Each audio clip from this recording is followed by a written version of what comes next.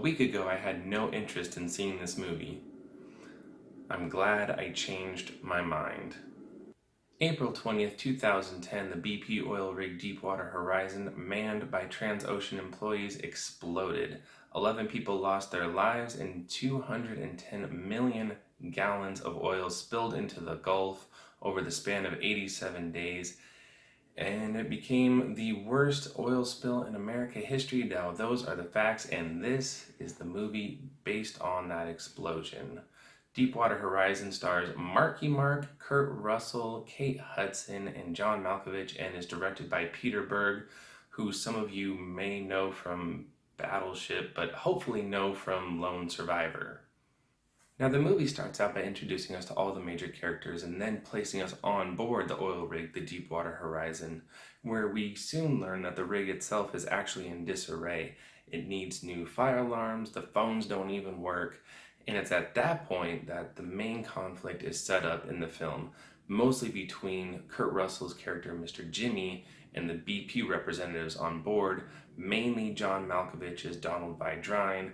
We learn that BP is cutting corners due to the fact that the rig is behind its drilling schedule. And of course, nothing bad has ever happened when you mix greed and cutting corners. Now, when the explosion comes and the fire hits, this movie kicks into high gear and becomes one of the most intense films to come out this year. I mean, simply put, the action is spectacular. It's truly something to behold. I personally have never seen anything quite like this on screen. I think it's due to the fact that we've never been given this kind of disaster film, not one that takes place in the middle of the ocean on an oil rig, and so the special effects are phenomenal in this film. It's truly amazing. Now, what really elevates this movie is that it's not all flash and special effects. This movie does have a heart, and it shows us what good people will do in a moment of crisis, as well as showing us the horror and the pain that come from corporate greed. And I'll also say that everybody does a really good job in this movie. Mark Wahlberg's character does his best to keep his calm and cool under pressure while trying to get everybody out of harm's way. Kurt Russell plays the Transocean manager who's trying to do what's right by everybody instead of what's easy. John Malkovich pretty much just chews the scenery as a BP slimeball.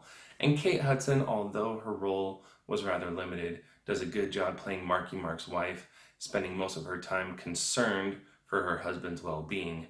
And then, despite some unnecessary quick cuts and some shaky camera work, Peter Berg does a really good job at painting these horrific pictures on a grand scale.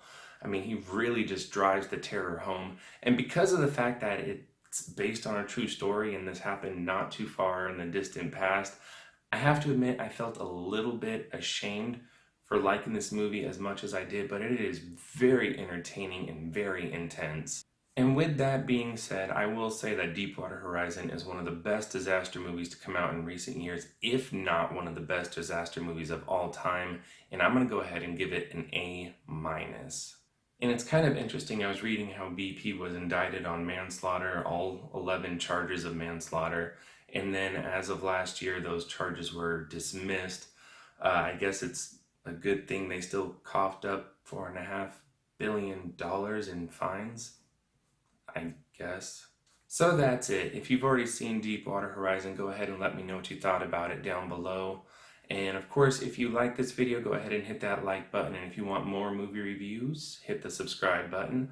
Otherwise, guys, thank you so much for watching. As always, I am Matt. Take care of yourselves, take care of each other, and I'll see you guys next time.